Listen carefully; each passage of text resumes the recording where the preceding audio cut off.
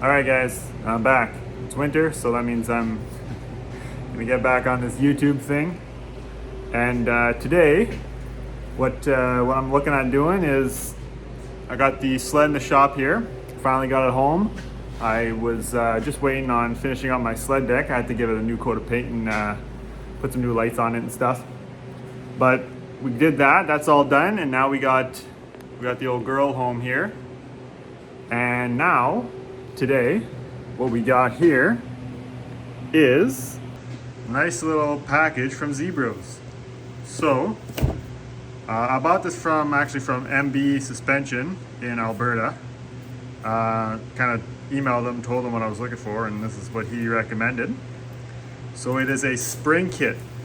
Now it's for a 220 pound rider, which I'm not, but I guess they market it this way. This is the more aggressive version, and the other one is just a little softer. So I went with the more aggressive one.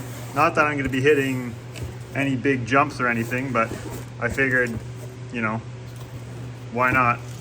Even because these guys here, they're not bad. They're good, but even you come over like a hill and you come into like a dip, kind of like a little gully or whatever, you feel it bottom out. They're definitely not, I mean, they're obviously not race sled stiff. That's kind of an obvious. But this is what we got going on here. So main spring for each side, and then I don't know what you call this one, this secondary spring, obviously not for a clutch, but and so this guy goes in there, I think, and then this probably goes up here. So the spring's a lot stiffer. Let me take one out here.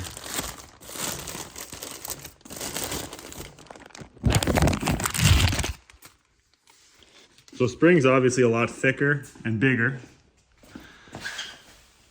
as you can tell. And also there's going to be this secondary spring that sits on top of it with kind of this little collar, to hold it. So I'm going to try to explain this as best as I can. I'm not a suspension guy. So this is stiffer, so this will like be harder to compress, but this part helps with bottoming out, I'm pretty sure.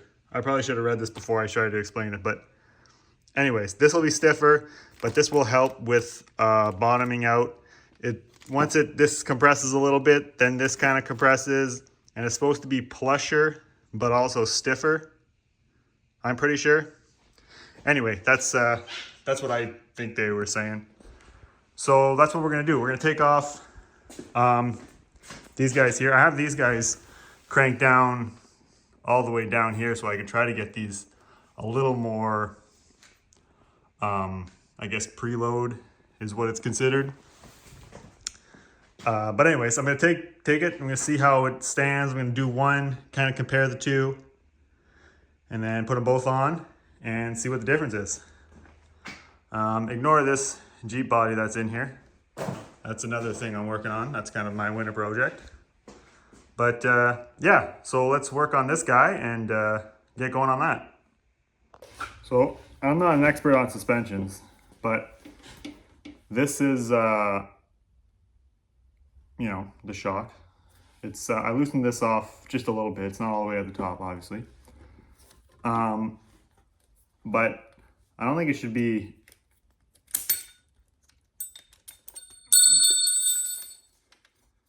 that easy to take a spring off. I say that now, but I talked too soon.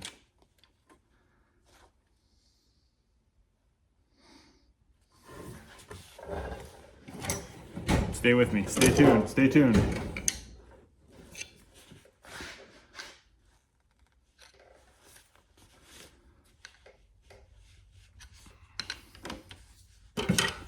There we go.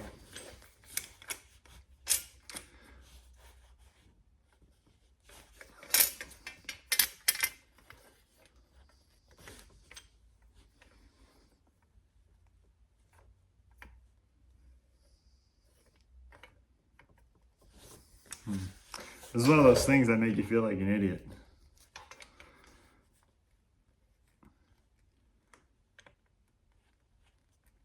See if I break it or not.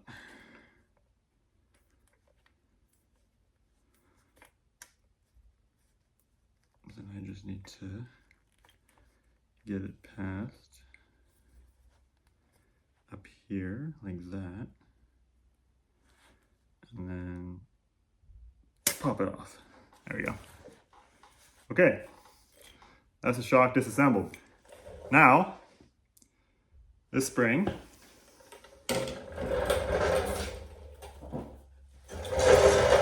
compared to this spring,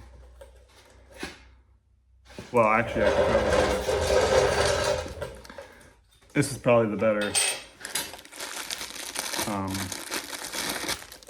example.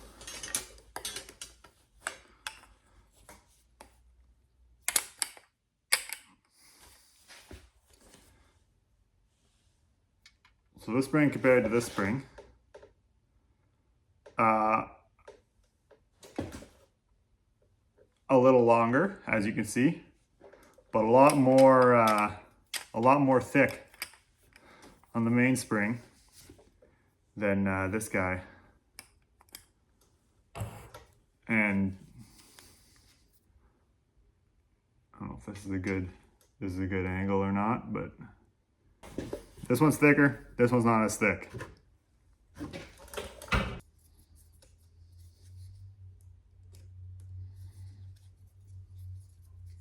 Real entertaining stuff. This is a good time to mention that you can still buy a hat like this.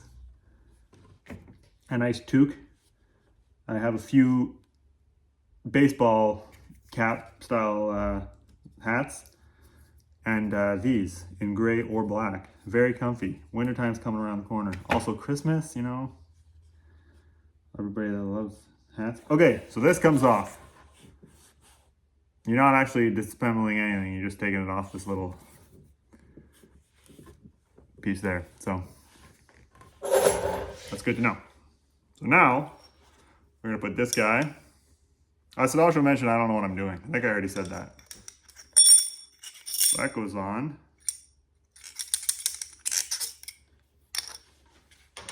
Okay. No, this goes on. Okay, this probably goes on and sits on there. And then we put this on. And that sits inside like that. And then we get this spring that goes on here. And then I think this goes in like that. And then we put this guy in there.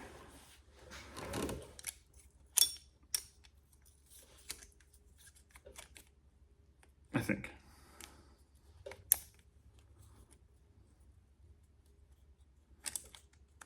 What if there's instructions in the box?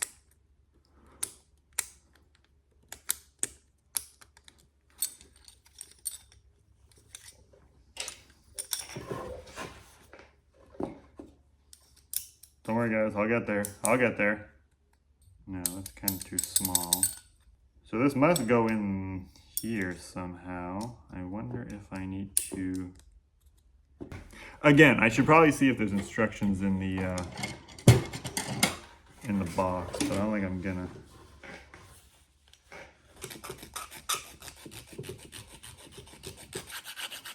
So if anyone's wondering what I'm doing, this is the original spring retainer, I guess it's called. That's it at the bottom here.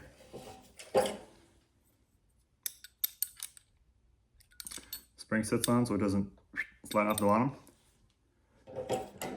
It doesn't 100% fit in here.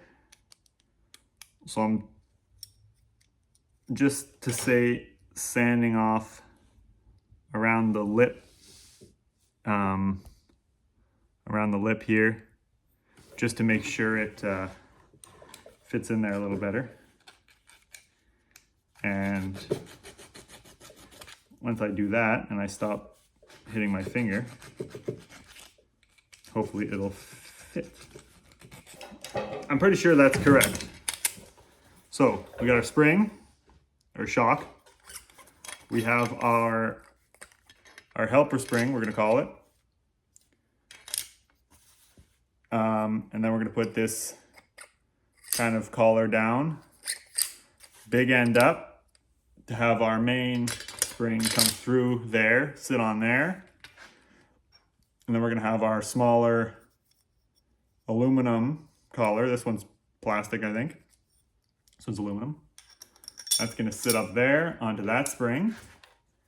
And now, because this is backed off, we are going to kind of pushing this against myself and it kind of hurts. We're going to slip that in there. That's going to sit on the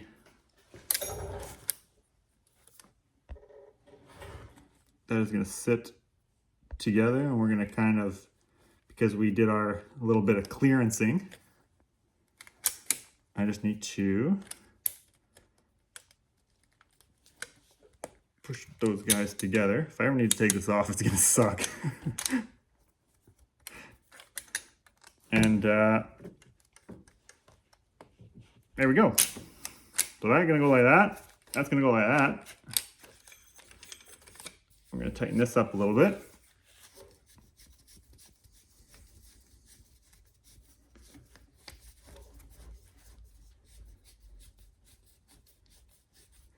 Put it back to where it was. Because as we've seen, it is a little bit shorter.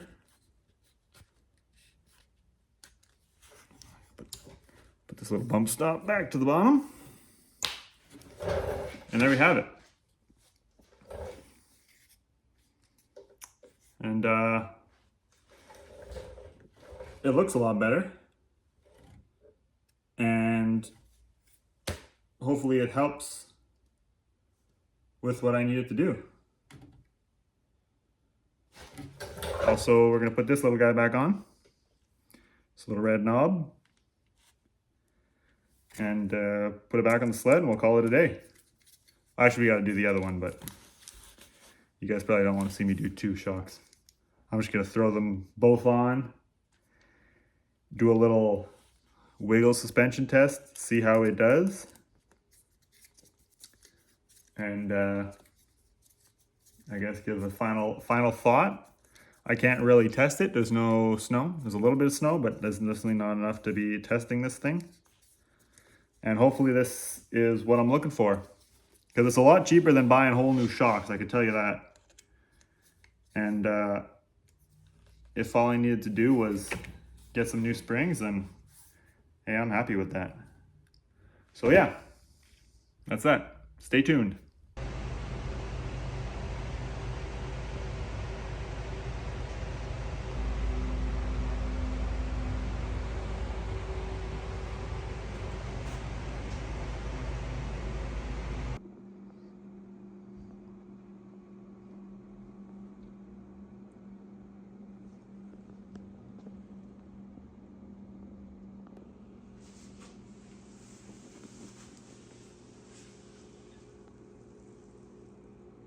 So yeah, I'm pretty happy with that. That went pretty good. The maybe took an hour or so. The only thing I had to do really was I had to file down this silver one, which is the factory one, to fit into this black one, just a little bit, just enough, and then I was able to pop them together. So really, that's not that big a deal, I don't think. Yeah, other than that, everything went really smoothly, and we kind of just have to wait for snow to get here so we can check out how they actually do on some actual bumps with like some weight behind it. But for now, that's kind of going to be it, and hope you guys liked it. Don't forget to get yourself a hat, nice cozy hat. And yeah, so hope you guys like this, and stay tuned. Hopefully there's gonna be more coming. And yeah, I don't know what else to tell you guys, but see you later, I guess.